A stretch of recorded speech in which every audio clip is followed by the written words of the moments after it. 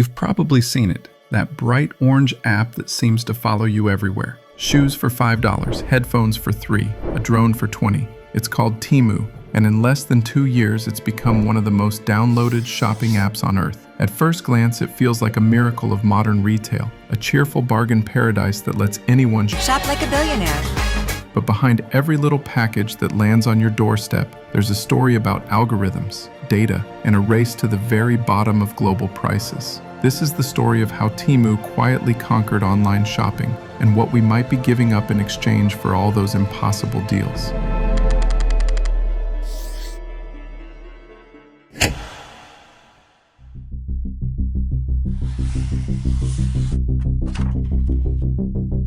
Temu's story begins in 2022. According to the company's filings and public reports, the platform commenced commercial operations in North America in September 2022. It was launched by PDD Holdings, the Chinese tech and e-commerce giant that also owns Pinduoduo, one of China's fastest-growing shopping apps. Pinduoduo had already discovered a radical formula: combine social media-style interaction, gamification, and group buying to drive purchases. When PDD decided to expand overseas, Temu was created, a cleaner, Western-facing version of that idea. The slogan "Team Up, Price Down" hinted at the group buying discount model. From the start, Temu wasn't just about offering low prices. It was designed to dominate. Analysts estimate PDD spent billions of dollars subsidizing ultra-low prices and free shipping to attract users and build habits. For example, in 2024, reports suggest Temu's gross merchandise value, GMV, reached about $20 billion in the first half alone, already higher than its full year 2023 total. By late 2023 and into 2024, the growth was breathtaking. Downloads exploded, media mentions surged, and in many markets, Temu overtook rivals like Shein in App Store rankings. People weren't just shopping, they were playing a game. And in that game, Temu appeared to always win.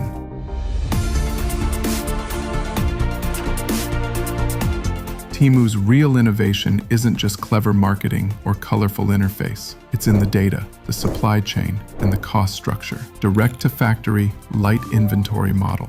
Instead of operating like a traditional retailer, large warehouses, big inventory, marked up prices, Temu acts more like a platform that connects millions of small Chinese factories directly to Western consumers. Orders go through rapidly. If a style of gadget sells well, hundreds of similar versions appear in days. If something flops, it disappears overnight. That kind of speed is enabled by data-driven operations and factory agile manufacturing. Because the model eliminates many of the layers, big brands, big retailers, huge markups, Temu can offer extremely low prices. The Wikipedia entry on Temu notes that some sellers have stated the platform asked them to lower their prices, even sell at a loss. Logistics and global fulfillment. Temu's global push meant combining this supply strength with a massive logistics effort. According to a case study, Temu operates in 50+ countries, uses hybrid channel models, direct dropship plus local warehousing, and processes millions of orders daily through partners like Express. Its 2024 SEC filing says, in partnership with a global network of logistics vendors and fulfillment partners, Temu empowers merchants with value-added services. We help merchants streamline their manufacturing and operations,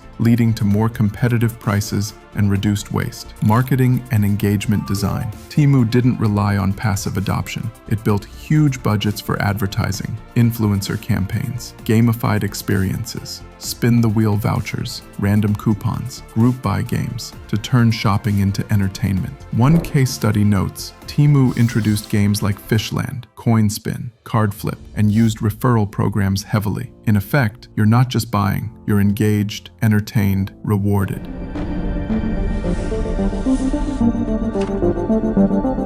Why do people love Temu so much? Because it taps deep behavioral levers, the thrill of the bargain. When you see, was $50, now $5, your brain triggers a little reward pulse. The feeling is akin to winning. Research on behavioral economics calls this the illusion of affordability. When price falls far below what we expect, we feel like we're saving huge amounts, and we may spend more overall. Temu's interface amps this through random rewards. Coupons appear just for you. Countdown timers. Only 2 left at this price. Gamified shopping. Each micro reward delivers a hit of dopamine. Frictionless spending. In traditional shopping, you go to a store, consider budgets, wait, pay, feel the weight of the money leaving. That friction acts as a brake. But with apps like Temu, cheap products, add to cart, minimal thought, and the cost is tiny, just $3, which blurs budgeting. Combine that with the feeling of saving, and you get a perfect storm. Small cost, large reward, minimal friction, more spending. Habit and engagement loop. Temu turns shopping into a loop. You browse, you get a coupon, you buy, you share a referral, you repeat. The more you do it, the more you stay in the ecosystem. Over time, the threshold for spending shifts. What once felt too expensive now seems normal. This is why Temu isn't just a shopping platform. It's almost a behavioral engagement platform.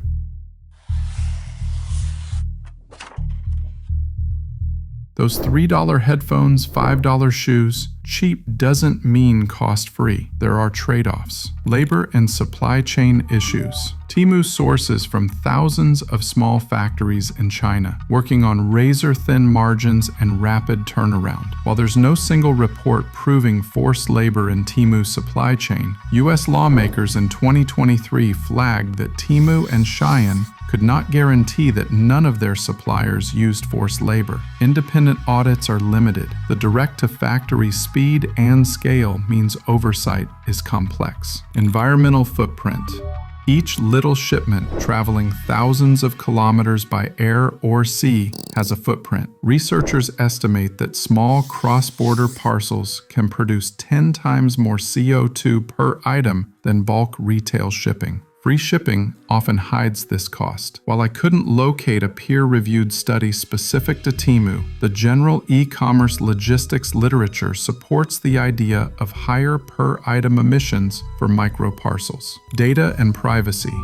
Behind the deals is data. Temu collects information not just on what you buy, but when you browse, how long you stay, what you click, what you skip. That data is used to feed algorithms, optimize inventory, and push tailored offers. The Wikipedia entry notes Temu uses large-scale online advertising and required sellers to meet strict thresholds. Cybersecurity concerns also arise. Its sister app, Pinduoduo, was once removed from Google Play for containing harmful code. While Temu denies misuse, the question remains: how much data are we trading for bargains? Price pressure and unintended consequences. When a platform is built on ultra-low price and growth at all costs, it creates pressure. Suppliers must cut costs. Margins get thinner. Quality may slip. On the consumer side, when the threshold for what feels cheap is lowered, we may start devaluing other things: our time, our labor, quality, sustainability.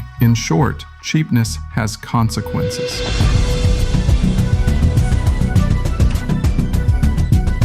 Temu didn't wait for passive growth. It pushed aggressively. It spent huge sums on advertising globally. One case study estimates tens or hundreds of millions to build brand awareness. Social media influencers, unboxing Temu purchases, haul videos, referral links, viral marketing worked. Reddit commentary noted the hashtag Temu tag on TikTok, amassing billions of views. Referral programs. Invite a friend, get free items. These incentives boosted downloads and usage, especially among younger users. All of this turned Temu from an app into a presence. Orange everywhere, constantly visible, constantly tempting, and familiarity breeds trust, essential in online retail.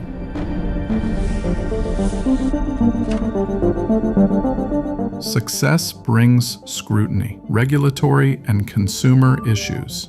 In 2024 and 2025, Temu faced regulatory heat. In the US, the elimination of the de minimis tax exemption, which allowed small parcels under approximately $800 to enter the US duty-free, hit its cost structure hard. Incident reports also note consumer groups in Europe filing complaints about misleading discounts, opaque pricing, financial performance warning signs. While Temu's growth has been meteoric, its parent company, PDD Holdings, reported significant profit drops due to tariff impact, rising costs, and heavy investment. For example, Q1 2025 net income dropped 47% year-on-year. Analysts say the growth rate is slowing and the model's sustainability is being tested. Supply chain and quality risks.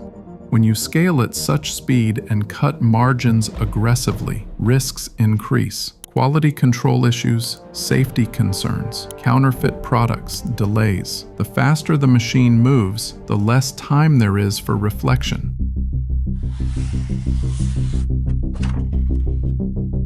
Temu is more than an app. It's a mirror reflecting deeper shifts in consumer culture, retail logistics, and global trade. We want everything instantly, cheaply, and with no friction. Temu gives it to us, but every time technology makes something easier, it also makes it easier to forget what's missing: the labor behind the product, the environmental cost, the margin pressure, the data trail. When money moves invisibly, we stop feeling the weight of spending. When products arrive with minimal effort, we stop thinking about the people who made them. The question isn't just, is Temu good or bad? It's about our own relationship with value, because every time we choose the cheapest option, we're quietly voting for a world that prioritizes price over quality, sustainability, dignity.